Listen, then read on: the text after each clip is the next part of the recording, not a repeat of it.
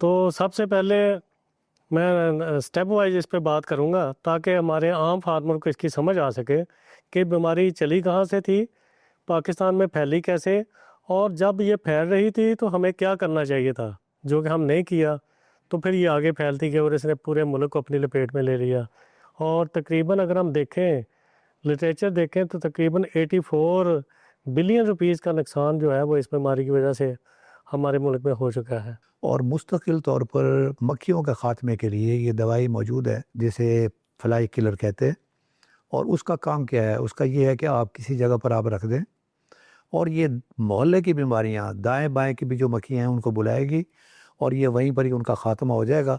शुरू में 4-5 दिन आपको बहुत तकलीफ़ होगी, इसलिए कि बिन बुलाए मेहमान भी वहाँ पर आकर मर रहे होंगे और वो उस जगह पर नहीं मर रहे होंगे, उन्होंने थोड़ा सा आके उसको खाना है, वहाँ से वो उठेंगी और कोई 10 मीटर और 15 मीटर के फासले पे फ्लाइज को अट्रैक्ट करती है, बुलाती है। फ्लाई इसको अट्रैक्ट करती है और उसके बाद जिसने वहाँ से वो थोड़ा सा खा लिया, उसके बाद वो ज़िंदा नहीं बचती और फिर ये जो पैगाम है वो आगे तक जाता है और फिर उस इलाके से मक्खियों का ख़त्म हो जाता है। तो असल जो मामला है कि अगर आपने इन तमाम नुकसानात से बचना है तो फिर आपको इन चीज़ों की तरफ तवज्जो देनी पड़ेगी कि आपके बाड़े के अंदर, बल्कि आपके इलाके में ही सफाई निस्फ़ ईमान है हमारा। ये मक्खी, मच्छर और कीचड़ वगैरह ये आपके नहीं होने चाहिए। तो फ्लाई किलर जो है वो अवेलेबल है, जो पहले पाकिस्तान में अवेलेबल नहीं था।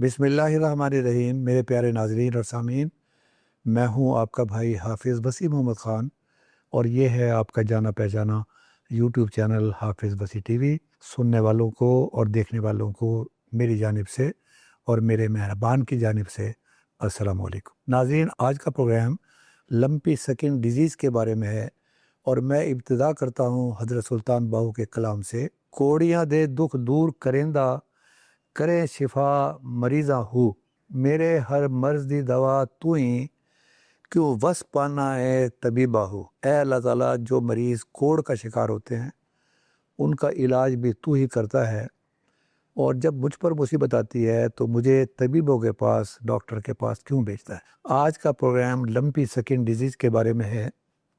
ये डिजीज़ क्या है, इसकी अलामात क्या हैं, इसको कैसे ट्रीट करना है और फिर इसको कंट्रोल कैसा करना है, आज इसके बारे में प्रोग्राम होगा।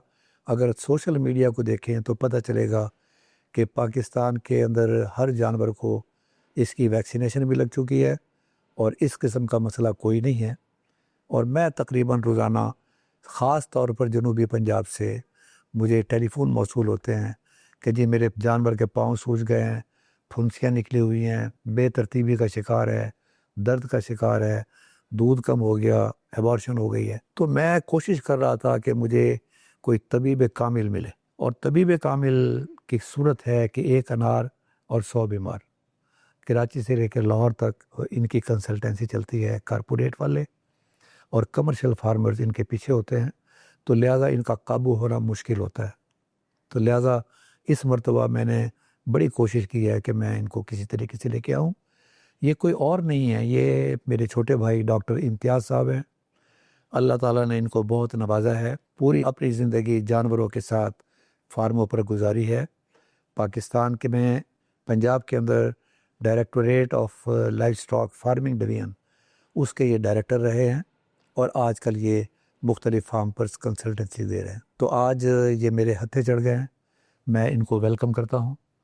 अल्लाह ताला डॉक्टर साहब आपको हमेशा खुश रखे कि आपने वक्त निकाला है और फिर आपकी टाइम की पाबंदी की वजह से आज मैं यहाँ पर मौजूद हूँ और ये पूरी टीम को हमने पाबंद किया है कि ताकि हम एडजस्ट करें आपके टाइमिंग को।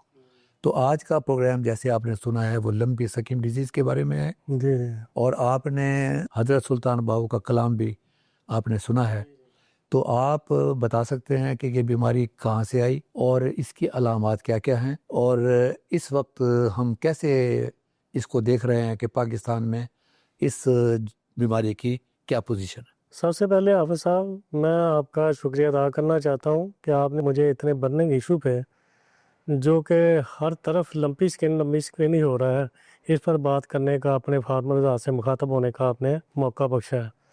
तो इसके लिए मैं आपका शुक्रगुजार हूँ। तो सबसे पहले मैं स्टेप वाइज इस पे बात करूँगा ताकि हमारे आम फार्मर को इसकी समझ आ सके कि बीमारी चली कहाँ से थी, पाकिस्तान में फैली कैसे, और जब ये फैल रही थी तो हमें क्या करना चाहिए था, जो कि हम नहीं किया, तो फिर ये आगे फैलती गई और इसने पूरे मुल्क को अपनी लपेट में ले लिया। और तकरीबन अगर हम देखें, लिटरेचर देखें, तो तकरीबन 84 बिलियन रुपीस का नुकसान जो है वो इस बीमारी की वजह से हमारे मुल्क में हो चुका है। तो सबसे पहले हम बात करते हैं कि ये बीमारी सबसे पहले रिपोर्ट कहाँ हुई थी। तो इसके बारे में ये है कि अफ्रीका का एक मुल्क है जिम्बाब्वे, ये सबसे पहले सन 1929 में वहाँ रिपोर्ट हुई, इसका केस जो है देखा गया। तो वहाँ से ये फैलती फैलती फिर ये यूरोप में, फिर एशिया में, और इसी तरह से ये पाकिस्तान में एंटर हुई। यहाँ ये काम करने वाला था कि हम इसकी बायो एक्सक्लूजन करते, कि बीमारी को अपनी सरहदों के अंदर दाखिल ना होने देते, जबकि हमने ये नहीं किया या नहीं कर सके कि हम अपने मुख्तलिफ पॉइंट्स पे, एंट्री पॉइंट्स पे मुख्तलिफ क्वारंटाइन्स बनाते, हम वैक्सीनेशन अपने मुल्क के अंदर स्टार्ट करते और इसको अंदर दाखिल ना होने देते, लेकिन हम बायो एक्सक्लूजन जो है वो नहीं कर सके और ये बीमारी मुल्क के अंदर दाखिल हो गई। ये सबसे पहले पाकिस्तान में नवंबर 21 में देखी गई। सिंध का एक शहर था जामशोरो, वहाँ इसका केस देखा गया 2021 के दौरान।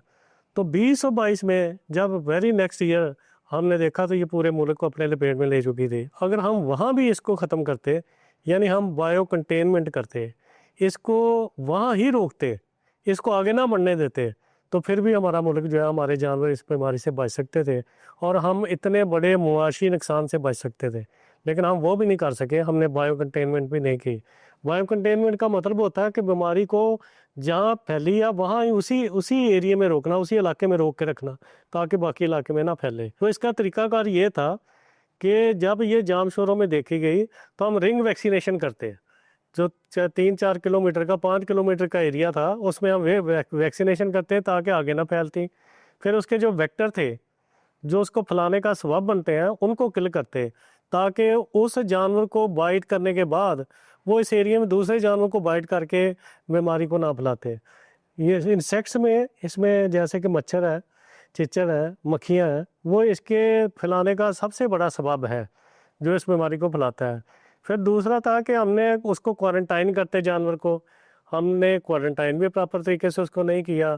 फिर अगर वो जानवर जो है उस इलाके में एक्सपायर हुए हैं तो हमने उनकी डेड बॉडीज़ को प्रॉपर प्रोटोकॉल के साथ दफन नहीं किया। जब हमने दफन नहीं किया, जानवर जो है वो सड़कों पर फेंकना शुरू कर दिए, खेतों में फेंकना शुरू कर दिए, जंगलात में फेंकना शुरू कर दिए, तो आगे इंसेक्ट्स ने उनको बाइट करने के बाद ये बीमारी जो है घर घर पूरे पाकिस्तान में फैला दी। ये सबसे बड़ा इसका सबब था। तो यहाँ ये लाजम था कि हम, पहली बात तो थी कि जब ये हमारी बाउंड्री में, हमारे मुल्क, हमारे जो हमसाया मुमालिक हैं उनमें ये बीमारी फिर रही थी, स्प्रेड हो रही थी, तो हम इसकी बायो एक्सक्लूजन करते, जो हम नहीं कर सके। उसमें हमारा बुरी तरह से फेलूर हुआ और ये बीमारी पाकिस्तान में दाखिल हो गई और जाम शोरों तक आ गई। तो जाम शहरों में हम इसको चाहिए था कि बायो कंटेनमेंट करते, इसको उसी इलाके में रोकते जो जिसमें भी हम फिर रहे।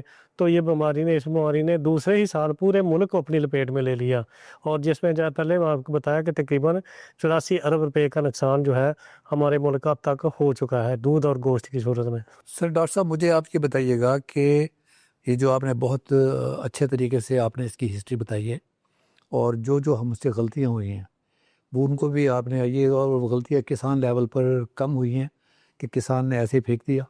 असल तो मामला ये है कि जानकारी नहीं दी गई। अगर किसान को जानकारी दी होती तो फिर शायद ये फैलता ना।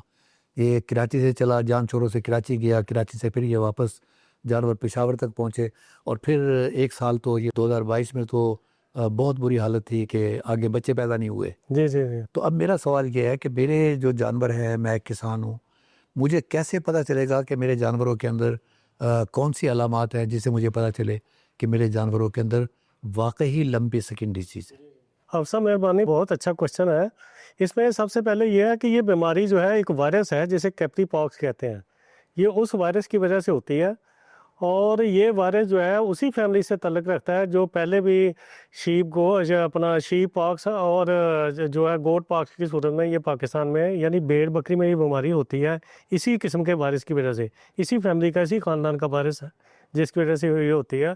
और आपने ये देखा होगा कि सन 1922 में जब ये बीमारी फैली, 2022 में फैली, तो हमारे पास सरेदस्त इसके लिए कोई वैक्सीनेशन नहीं थी, तो हमने शीप पॉक्स और गोट पॉक्स की वैक्सीनेशन ही इस्तेमाल की, और उससे तकरीबन 60 to 70% हमने देखा कि हमें हमारे जानवर जो है महफूज रहे।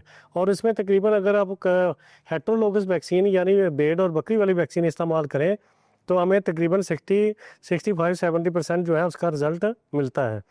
तो इसी तरह से उस वक्त हमारे पास होमोलोगस वैक्सीन यानी स्पेसिफिक वैक्सीन जो है इस स्ट्रेन की नहीं थी।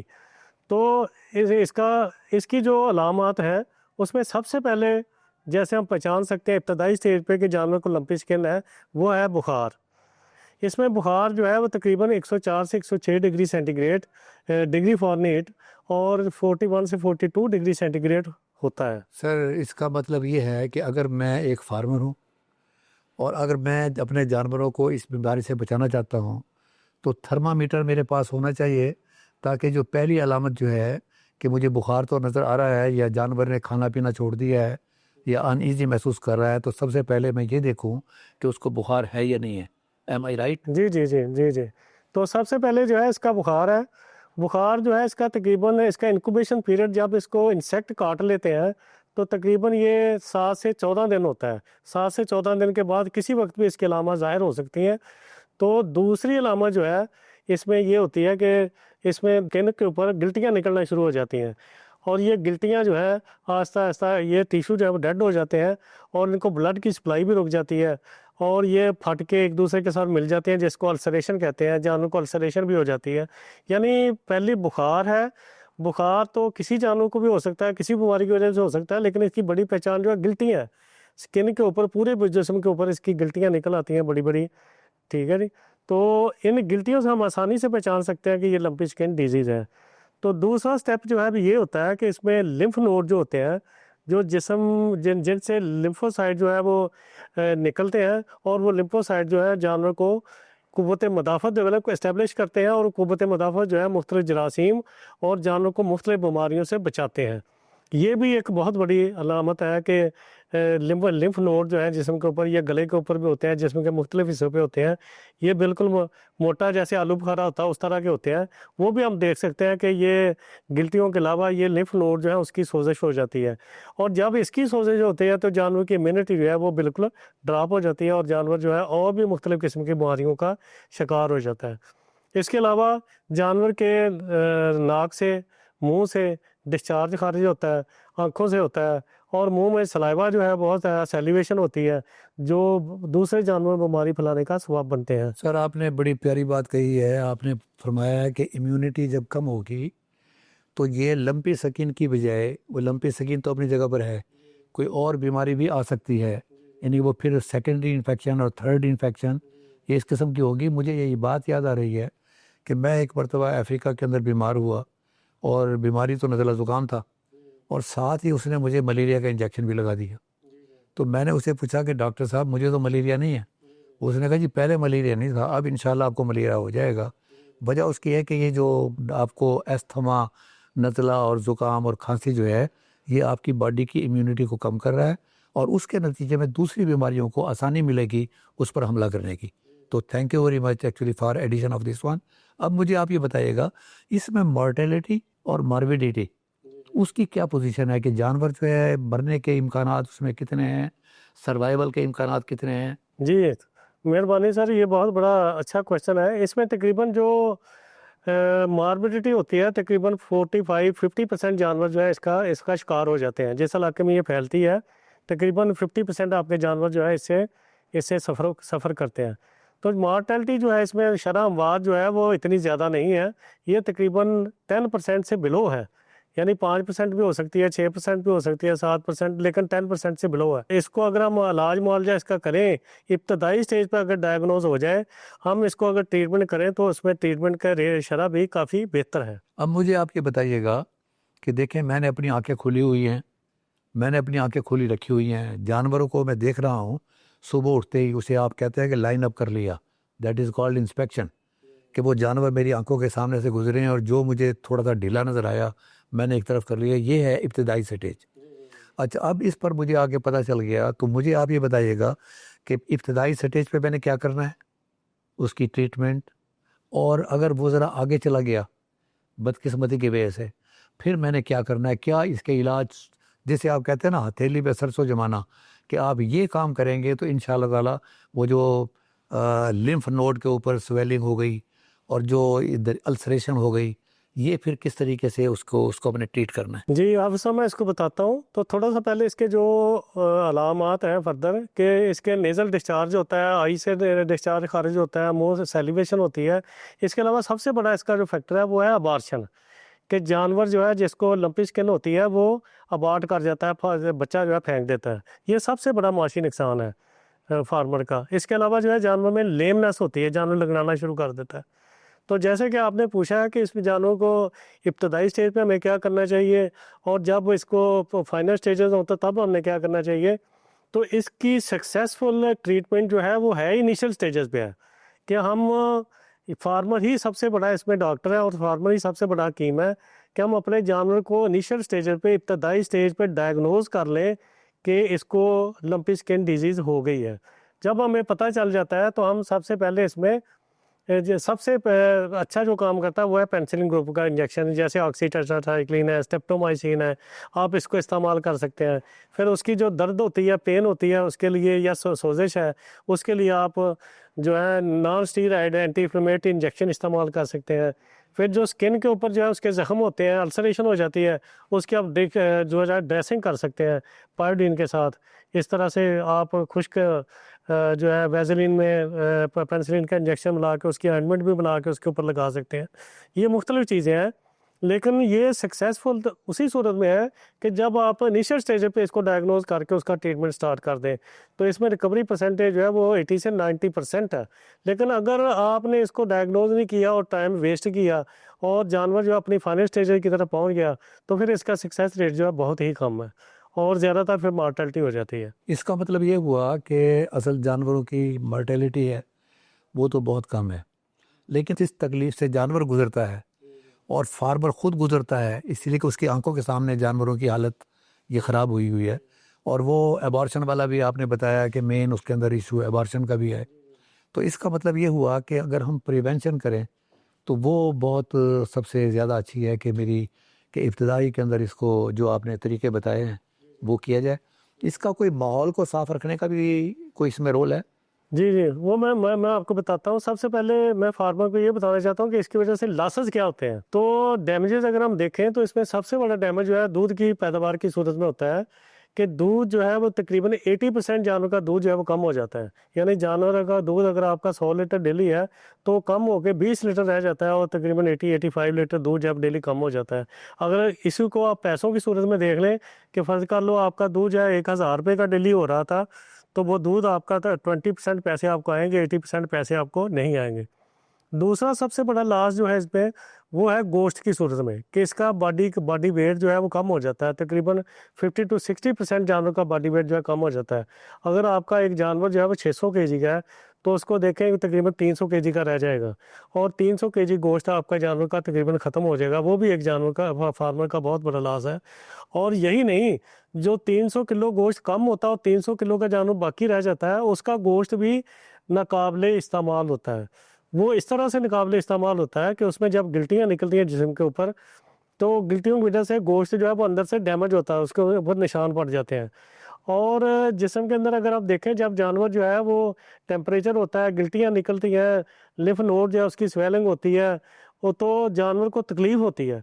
उसकी वजह से गोश्त के अंदर एक ग्लाइकोजन, एक प्रोटीन होती है जो जिस्म को एनर्जी प्रोवाइड करती है, उसकी मकदार जो है वो कम हो जाती है। यानी जानवर खाता पीता नहीं है, जानवर आफीड हो जाता है, और गोश्त के अंदर ग्लाइकोजन कम हो जाती है। ग्लाइकोजन का काम ये होता है कि जब जानवर को हम स्लाटर करते हैं या जानवर एक्सपायर हो जाता है, तो वो लैक्टिक एसिड में कन्वर्ट होती है, और लैक्टिक एसिड जो है गोश्त की पीएच को कम करता है। गोश्त की जब पीएच जो है 5 साढ़े 5 हो जाती है, 6 साढ़े 6 से ड्रॉप होके, तो गोश्त जो है प्रिजर्व हो जाता है, फिर फर्दर ख़राब नहीं होता। तो जब गोश्त के अंदर ग्लाइकोजन जब फीड हो जाएगा जानवर, ग्लाइकोजन नहीं होगा, लैक्टिक एसिड नहीं बनेगा, पीएच उसकी मेंटेन नहीं होगी, तो गोश्त की शेल्फ लाइफ जो है ख़राब हो जाती है। यानी आप समझ लें कि गोश्त जो बाकी बचा है आपके पास, उसकी शेल्फ लाइफ भी ना होने के बराबर है।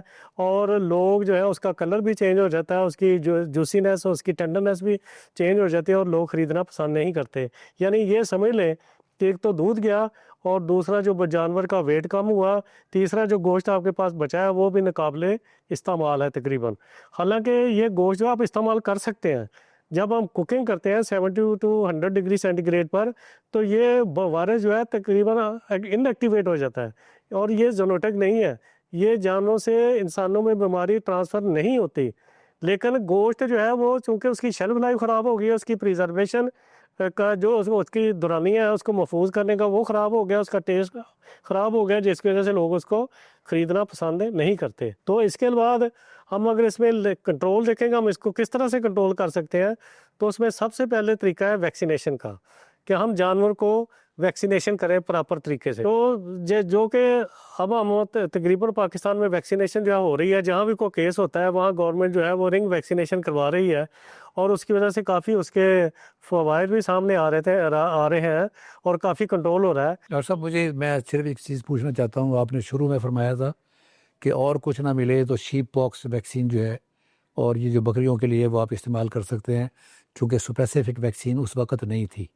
और जहाँ आपने नुकसानात गिनवाए हैं कि दूध कम हो गया, गोश्त ख़राब हो गया, इस काबिल नहीं रहा, और फिर आगे वज़न भी कम हो गया, वहीं एक बड़ी चीज़ जो रह गई थी और वो थी एबॉर्शन। कि आने वाली जो नस्ल है, जो आप सोचते हैं कि यार अब ये साल के साल बच्चा देने वाला, वो साल के साल बच्चा देने वाला मामला ख़राब हो जाएगा, यानी it will be a further bigger loss. जी जी जी। अब मैं सवाल जो आपसे पूछना चाहता हूँ कि हमारे कानून में एक गुंजाइश है, और वो गुंजाइश ये है कि जो जानवर किसी बीमारी से मरने वाला हो, आप ज़िबा करके उसको बेच सकते हैं। तो आपने तो बड़ा क्लियर कर दिया कि चूँकि हमारे पकाने का तरीका ऐसा है, तो उसके अंदर ये ज़ूनक ये डिजीज़ जो है ये इंसानों में नहीं फैलती। जी जी ऐसे ही है ना? जी जी जी। अच्छा, अब मेरा सवाल आपसे जो है वो ये है कि क्या अब प्रॉपर वैक्सीन अवेलेबल है, वो शीप पॉक्स की बजाय सिर्फ इस मकसद के लिए जो वैक्सीन है अवेलेबल है क्या पाकिस्तान में, और अगर है तो कहाँ से मिल सकती? जी शुक्रिया साहब। इसकी प्रॉपर जो वैक्सीनेशन है, पहले तो हमने जैसे मैंने बताया कि शीप पॉक्स और गोट पॉक्स की वैक्सीनेशन जो है जिसको हेट्रोलोगस वैक्सीन कहते हैं वो इस्तेमाल की, और उसका रिजल्ट भी जो है वो 65 से 70% है। तो अब स्पेसिफिक वैक्सीन जिसको होमोलोगस वैक्सीन कहते हैं, इस वायरस की कैप्री पॉक्स वायरस की मौजूद है, जो कि हमारा वेटरनरी रिसर्च इंस्टीट्यूट गाजी रोड जो है वो बना रहा है, और उससे आपको अवेलेबल है, मिल सकती है। और ये हमारे तमाम जो डिवीजनल डायरेक्टर साहिबान हैं, एडिशनल डायरेक्टर साहिबान हैं, डीडीएल हैं, और वेटरनरी ऑफिसर्स हैं, उनमें ये अवेलेबल है। और वो जहाँ उनको शिकायत मिलती है वो उसको कंपेन बेसिस पे कर भी रहे हैं, और जहाँ से शिकायत मिलती है वहाँ उसकी रिंग वैक्सीनेशन भी करते हैं। डॉक्टर साहब, मैं बहुत शुक्रगुजार हूँ और मुझे बड़ी खुशी होती है जब मैं आपसे बात करता हूँ। वजह उसकी है कि आप बताते हैं नंबर 1, नंबर 2, नंबर 3। ये आपने इलाज के बारे में बताया कि ये चीज़ें आपने वो जिसे आप कहते हैं ना मेडिकल का इलाज, जो एलोपैथिक इलाज, वो आपने बताया। क्या कोई टोटका भी है जो आम फार्मर को जल्दी समझ में आ जाता है? कोई आपके तजुर्बे के अंदर कोई टोटका भी इसका है कि जो टोटके को इस्तेमाल हम कर सकते हैं? सर चूँकि ये खान साहब एक वायरस की बीमारी है, तो इसमें टोटका जो है वो इतना सक्सेसफुल नहीं होता।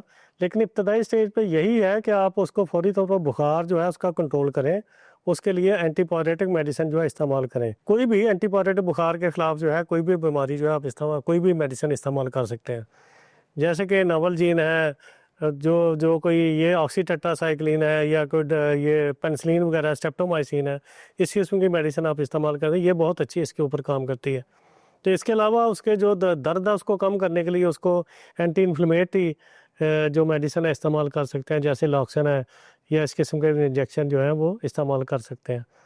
तो इसके अलावा इसमें सबसे मैंने थोड़ा सा इजाफा करना था कि इसकी अलामात में, जैसे कि मैंने बताया कि इसमें जानवर जो है वो अबॉर्शन कर देता है, और इसके जो नुकसान आता है उसमें सबसे बड़ा नुकसान ये है कि इसमें फीमेल और मेल दोनों जो है कुछ वक्त के लिए इनफर्टाइल हो जाते हैं। यानी ये मेल के सीमन में भी वायरस आता है और मेल जो है वो फर्टाइल नहीं रहता कुछ मुद्दत के लिए, साल 1.5 साल के लिए जो है वो उससे सीमन से प्रेगनेंसी जो है वो नहीं होती। और फीमेल में चूँकि ये यूट्रस के अंदर भी दाने निकल आते हैं, इसलिए वो अबॉर्शन करती है और वो भी कुछ मुद्दत के लिए जो है इनफर्टाइल हो जाती है, लेकिन कुछ देर के बाद जानवर जो है खुद ब खुद इससे रिकवर हो जाते हैं। और इसके अंदर जो है वो कंट्रोल जो है जैसे कि मैंने बताया कि इलाज से परहेज़ बेहतर है। डॉक्टर साहब, आपने इलाज बताया और आपने बताया कि टोटकों के ऊपर जाने की ज़रूरत नहीं है। बेसिकली आप फौरी तौर पर जो है निगाह रखकर जो बुखार है उसका इलाज करें। अब मैं आपसे एक मल्टी मिलियन डॉलर सवाल पूछना चाहता हूँ, और वो सवाल मैं पूछना चाहता हूँ कि मैं एक फार्मर हूँ, मेरे पास 200, 150 जानवर हैं, और मैं नहीं चाहता कि मेरा कोई जानवर किसी भी बीमारी में मुब्तला हो, ख़ास तौर पर लंबी स्किन डिजीज़ के। अच्छा, अब वो जो आपने फरमाया है कि prevention is better than cure, मैं कौन-कौन सी प्रिवेंशन करूँ जिसके बारे में मैं सिर्फ अल्लाह ताला से दुआ मांगूँ कि मैंने जो कुछ करना था मैंने कर लिया, ऐ अल्लाह ताला अब तू मेरी मदद फरमा। इसलिए कि कुरान मजीद में है, लैसा लिल इंसानी इल्ला मा सा, आप कोशिश करेंगे तो अल्लाह ताला उसका फल देगा, उसमें बरकत देगा। तो मुझे आप ज़रा स्टेप वाइज़ आप मुझे बता दीजिएगा कि कौन-कौन से ऐसे काम करें जिससे मेरा जो फार्मर है वो ये महसूस करे कि अल्हम्दुलिल्लाह मैंने ये तमाम काम कर लिए, ये ज़्यादा इम्पॉर्टेंट है। उसके नतीजे में मेरे जानवर महफूज रहे, ना मुझे दवाई बाज़ार से ख़रीदनी पड़ी, ना उसका दूध कम हुआ, ना गोश्त कम हुआ, ना वो जानवर इनफर्टाइल हुए, ना अबॉर्शन हुई। जी, हाँ साहब, यही निचोड़ है, जो जिससे मैंने बात थोड़ी-सी शुरू भी की थी, और यही निचोड़ है कि जिसकी तरफ हमें तवज्जो देनी चाहिए कि जानवर को हम इलाज से परहेज़ बेहतर है। हमें परहेज़ की तरफ जाना चाहिए, ना कि इलाज की तरफ।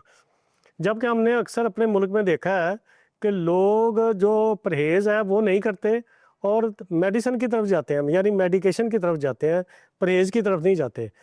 अगर परहेज़ की तरफ चले जाएँ तो हमारा जो नुकसान होता है दूध की सूरत में, गोश्त की सूरत में या अबॉर्शन की सूरत में जानवरों में होता है, वो ना हो, और जानवर का गोश्त भी कम ना हो, गोश्त की क्वालिटी भी ख़राब ना हो।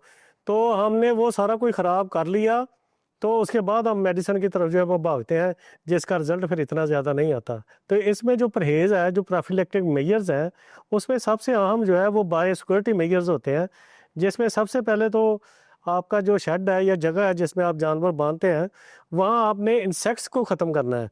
यानी जो मच्छर है, मक्खियाँ हैं और जो चिचड़ है, आपने उनको ख़त्म करना है। उसको ख़त्म करने का एक ही तरीका है कि आप सफाई-सुथराई अपने शेड की ठीक रखें। जो गोबर है उसको किसी अच्छी जगह पे आप डिस्पोज़ ऑफ करें। जैसे कि हमने पहले भी इस पे कई वीडियोज़ बनाई हैं कि गोबर जो है आप उसको इस्तेमाल करके उसके वर्मी कंपोस्ट बना सकते हैं। उस वर्मी कंपोस्ट को आप एग्रीकल्चर में इस्तेमाल करके अपनी पैदावार को भी बढ़ा सकते हैं, और आप सफाई-सुथराई को भी यकीनी बना सकते हैं। यानी ये गोबर की वजह से मक्खियाँ और ये दूसरे इंसेक्ट्स जो हैं वो पैदा होते हैं। और बाकी जो है कि आप उसको साफ़ करके रखें, गिर्द कूड़ा-करकट ना हो, और उससे इंसेक्ट, अगर आपने इंसेक्ट को कंट्रोल कर लिया तो ये समझ लें कि आपने बीमारी का बहुत बड़ा वेक्टर जो बीमारी फैलाने का ज़रिया बनता है उसको कंट्रोल कर लिया। और इसके अलावा जो है ये वैक्सीनेशन करें। दूसरा ये है कि जब भी मौसम आए, जैसे कि ये गर्मियों के मौसम में होती है या मानसून का मौसम, जब बारिशों का मौसम उसमें होती है, तो उसमें आप 15 दिन 20 दिन पहले ही अपने जानवरों को वैक्सीनेशन कर दें, ताकि इस बीमारी से जानवरों को बचाया जा सके। लेकिन फिर मैं दोबारा कहूँगा कि हमारे मुल्क में लोग ज़्यादातर ब्लाइंड मेडिकेशन की तरफ तवज्जो देते हैं और तरजीह करते हैं कि बीमारी आ जाए तो फिर वो डॉक्टर को बुलाते हैं कि इसका ट्रीटमेंट करो। लेकिन जो अपने काम करने वाले होते हैं, जैसे कि इस इंसेक्ट को ख़त्म करना, ये जो बीमारियां फैलाते हैं, वो हम काम नहीं करते। हम जहाँ जानवर बंधे होते हैं वहाँ ही गोबर के ढेर लगाए होते हैं, जहाँ से ये मच्छर मक्खी पैदा होती है और ये बीमारी फैलाने का बहुत बड़ा ज़रिया बनती है। अगर हम इसको ख़त्म कर दें, अगर ये मक्खी अगर पैदा भी हो जाती है तो फिर हम उसको साइपरमेथ्रिन का स्प्रे कर सकते हैं, या दूसरी कई मेडिसिन मिल जाती है, आप उसका स्प्रे कर सकते हैं, या फोगर इस्तेमाल करके आप साइपरमेथ्रिन के साथ डीजल के तेल का इस्तेमाल करके भी आप इसको ख़त्म कर सकते हैं। यानी पहला तरीका तो यह, आप इसको पैदा ही ना होने दें, ये यहाँ से पैदा होती है मक्खियाँ, उसको ख़त्म कर दें।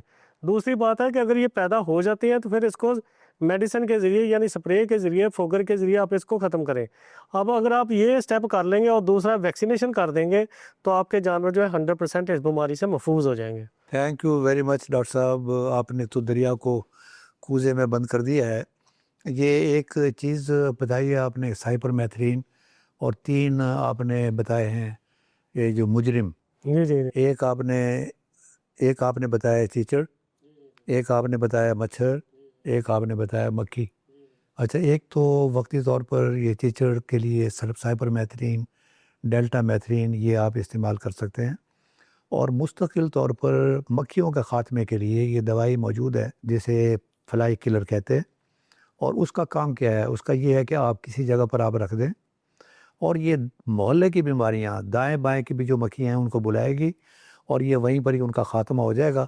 शुरू में 4-5 दिन आपको बहुत तकलीफ़ होगी, इसलिए कि बिन बुलाए मेहमान भी वहाँ पर आकर मर रहे होंगे, और वो उस जगह पर नहीं मर रहे होंगे, उन्होंने थोड़ा सा आके उसको खाना है, वहाँ से वो उठेंगी और कोई 10 मीटर और 15 मीटर के फासले पे फ्लाइज को अट्रैक्ट करती है, बुलाती है। फ्लाई इसको अट्रैक्ट करती है, और उसके बाद जिसने वहाँ से वो थोड़ा सा खा लिया, उसके बाद वो ज़िंदा नहीं बचती, और फिर ये जो पैगाम है वो आगे तक जाता है, और फिर उस इलाके से मक्खियों का ख़त्म हो जाता है।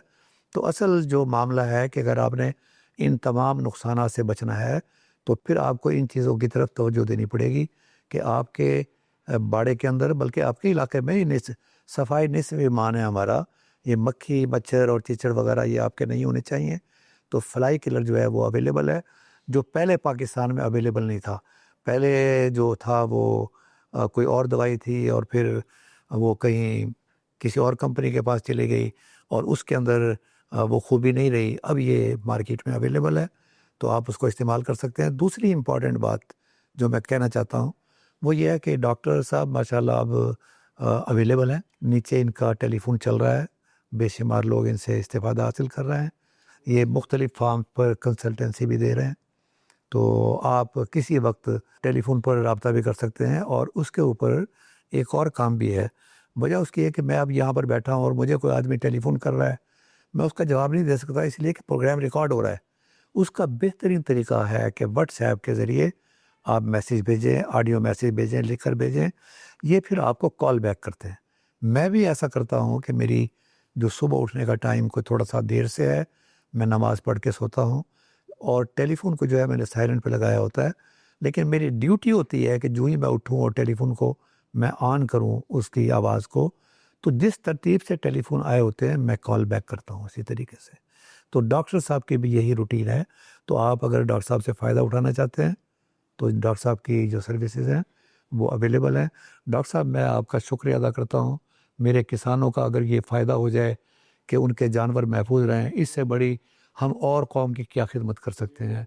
हम उतनी खिदमत कर सकते हैं जो जितनी हमारे अंदर कैपेसिटी। जी जी तो मैं आपका शुक्रिया अदा करते हुए अपने दोस्तों का भी शुक्रिया अदा करता हूँ। और इसको प्रोग्राम को आप प्रोग्राम वो कहते हैं, पुराने ज़माने में जब ख़त लिखा जाता था तो उसके नीचे लिखा होता था, कोई माँ दूर बैठी हुई है, बच्चा फ़ौज में है और ख़त का जवाब नहीं आ रहा है, तो वो नीचे लिखती थी, इस ख़त को ख़त न समझना, तार समझना। वजह उसकी कि तार उसी दिन मिल जाता है और उसका जवाब फ़ौरी तौर पर देना पड़ता है। तो आप इन बातों पर अमल करें। अल्लाह ताला आपका हामी नासिर हो। वमा अलैना इल्लल बलागुल मुबीन।